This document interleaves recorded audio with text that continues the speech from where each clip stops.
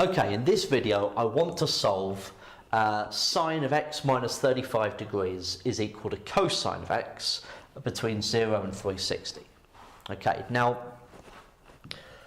if you're following the videos I've just done, okay, it makes sense in our head that we want to write cosine of x as a translation of sine. So cosine of x we want to write as sine of something. That would be our intuitive leap here, right? So sine, thinking about the sine curve, how do I get to the cosine curve? Well, I need to go 90 degrees to the left, and so that would be x plus 90 degrees will get me to cosine. Now the problem is that at this stage I would then be saying that sine of x minus 35 degrees is equal to sine of x plus 90 degrees. Okay? But then, if I'm thinking that sine of something is equal to sine of something else, I've got x minus 35 equals x plus 90. The two x's cancel, so I'd be saying minus 35 is equal to 90. So we've seen that in the previous problem, that is not a solution, or gives no solutions. However, we then use the fact that cosine of x was equal to cosine of minus x, but that is not true for sine x. Sine of minus x equals minus sine of x, as we've seen. So, sorry, sine of minus x is minus sine of x. The fact that it's an odd function, that a reflection in the x-axis is the same as a reflection in the y-axis.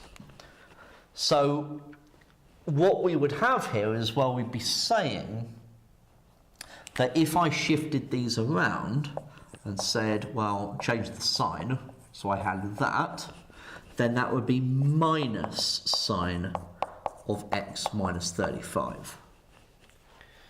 Now, I don't have sine of something equals sine of something else now. I've got minus sine of something equals sine of something else. Okay? And from there, we've got problems. Okay? We can't really go any further than that. So, our intuition about how to solve this original problem didn't quite work out. So we kind of got to go back to the drawing board. So how are we going to solve this?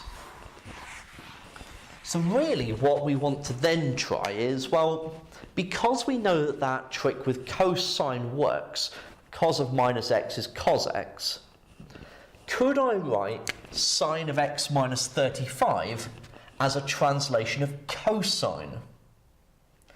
Right, now, we know that, we can think about that sine of x is cosine of, thinking about cosine, it needs to shift to the right, so that's x minus 90 degrees. So sine x is cosine of x minus 90. So sine of x minus 35 must be cosine, replacing the x there with x minus 35, replacing the x there with x minus 35, must be x minus 35 minus 90, which is cosine of x minus 125 degrees.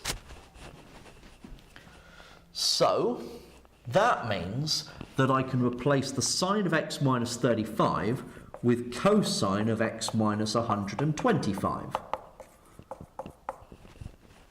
Okay?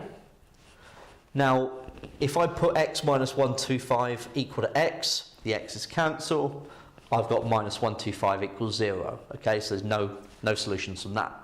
However, we remember that cos of minus x is cos x.